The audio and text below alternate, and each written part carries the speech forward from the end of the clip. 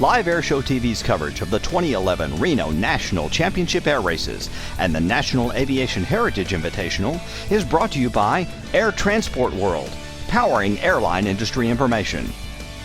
Pilot Mag, the future of aviation media.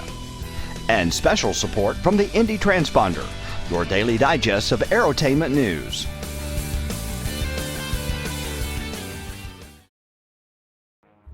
Every year at the Reno National Championship Air Races, the National Aviation Heritage Invitational is conducted to honor the restoration of vintage aircraft to flyable condition. One of the aircraft on display at the Heritage Invitational in 2011 was a Bell Huey Helicopter. Ray, tell us what this helicopter does when it's not at air shows or being displayed like this. We give veterans from Vietnam rides. We go to benefits for veterans, and all the money that's collected for this aircraft goes to the veterans, with none going to the owners or no for fuel or anything. It's a wonderful aircraft. Its mission in Vietnam, it did perform as a Medevac helicopter. The prior owner who we purchased the helicopter from and our chief pilot were interested in having it in the show because, from what I understand, there's never been a Huey entered in the show. On September 16th, an unlimited race plane, the Galloping Ghost, went out of control and crashed at the edge of the crowd line. There was a law enforcement person who came to us and said, "We have an incident and there are casualties. Can we get this helicopter up and over and medevac victims?" And there was no question about it. We didn't discuss it. Everybody just went to work. When they said they needed the aircraft, we went from the display mode to the fly mode very, very quickly. You know, it just kind of fell into place. Ray Murphy's an incredible pilot. So much time in Vietnam. He was just smooth. I kind of rely on him. And as long as he's at the controls, we're going to be fine. I always say I got my degree at the University of Southeast Asia, 1967, 1968, in the 25th Infantry Division. And then went back, got my master's in 70, 71. Our co-pilot just is another friend of his. We're going to elect him just to jump in, and I can work on the ground as far as being a first responder and a highway patrolman. I can go and assess injuries quickly and help assist with the medical crew and get the most critically wounded on the ship and get them to the hospital as soon as possible. As soon as I heard we were going, you got to look at it closely. Kids have been in there, people have been in there, do the switches. So we had a lot of people jump on, so we had to push this helicopter by hand, which is a pretty serious feat. It's not a light helicopter. And we were probably 7,000 pounds for gross weight, and it was a job. And to get the helicopter operating in such a close proximity to something as serious as this, you really just need to be swift but very, very careful. And I said, okay, we can take 2 litters, but I want red tag only, and we can take 2 ambulatory.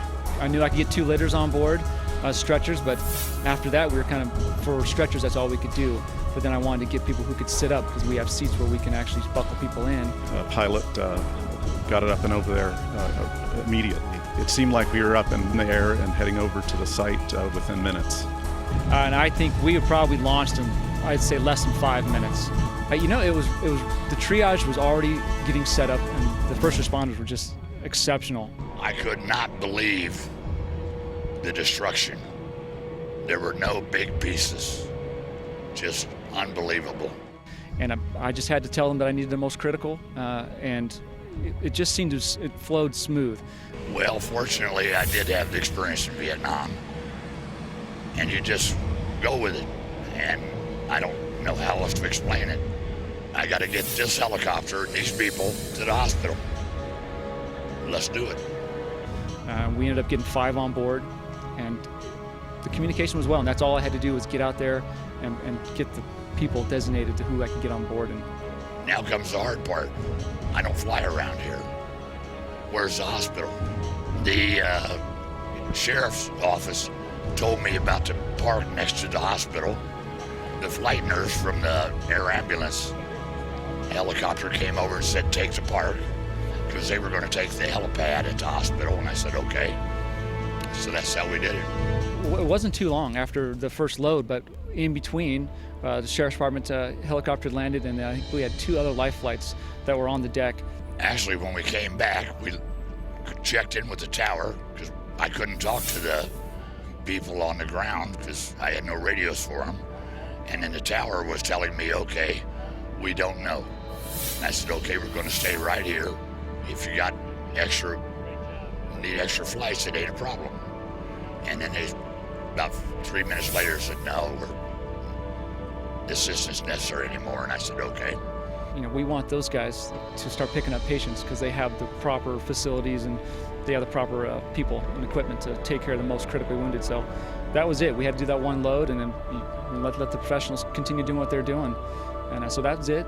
But we were ready to do whatever we could, and we would have continued hauling as long as they needed us.